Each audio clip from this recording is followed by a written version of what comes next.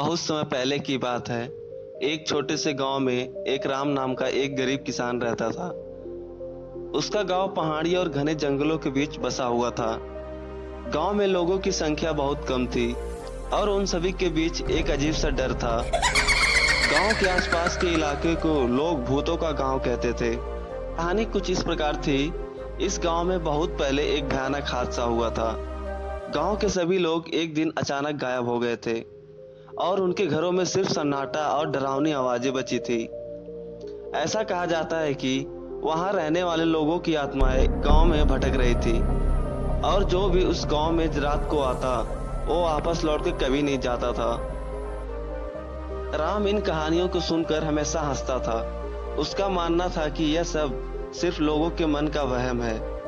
एक दिन उसने ठान लिया कि वह इस गांव में जाकर रात गुजारेगा और सबको साबित करेगा कि भूत प्रेत जैसी कोई चीज नहीं होती।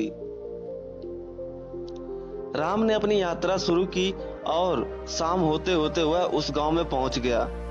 गांव में पूरी तरह सन्नाटा था। राम ने सोचा, यह तो बिल्कुल हमारे गांव जैसा लगता है। उसने एक पुराने टूटे फूटे घर में रात को वहीं सोने का फैसला लिया। रात गहराते ही अचानक अजीबोगरीब घटनाएं होने लगी।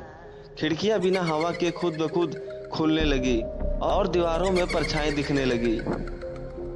राम ने देखा कि घर के कोनों में धुंधली भूतों की छाया दिखाई दे रही है और धीरे धीरे उसकी ओर बढ़ रही थी।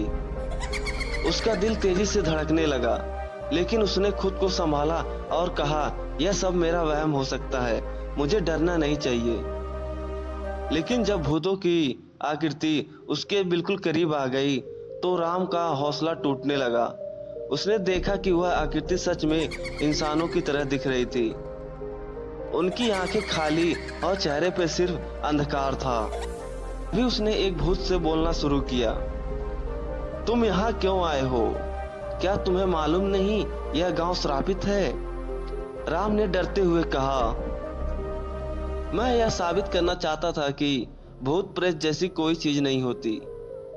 भूत ने हंसते हुए कहा, तुमने बहुत बड़ी भूल की है। हम सब यहाँ किसी कारण से फंसे हुए हैं। जब तक हमारे साथ हुए अन्याय का बदला नहीं लिया जाएगा तब तक हम इस गांव में भटकते रहेंगे। राम ने साहस जुटाकर पूछा, तुम्हारे साथ क्या हुआ था? भूत ने एक दर्द भरी कहानी सुनाई। गांव के लोगों को एक जमींदार ने बुरी तरह सताया था।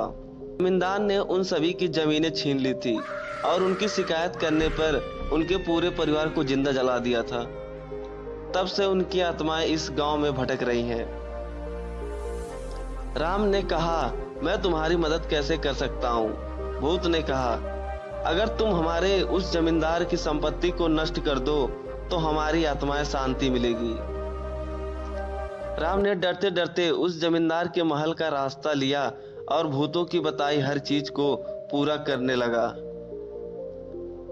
जब वह काम पूरा हो चुका तो भूतों ने उसे धन्यवाद दिया और उनकी आंखों के सामने ही भूत गायब हो गए। अगली सुबह राम गांव से सुरक्षित बाहर निकल आया और उसने सबको भूतों की सच्चाई बताई। उसके इस साहसिक कार्य को पूरे इलाके में चर्चा हुई और उस दिन के बाद से भूतों का गांव अब शांत गांव कहलाने लगा। राम की मदद से गांव में भूतों को मोक्ष मिली और गांव में फिर से खुशहाली लौट आई।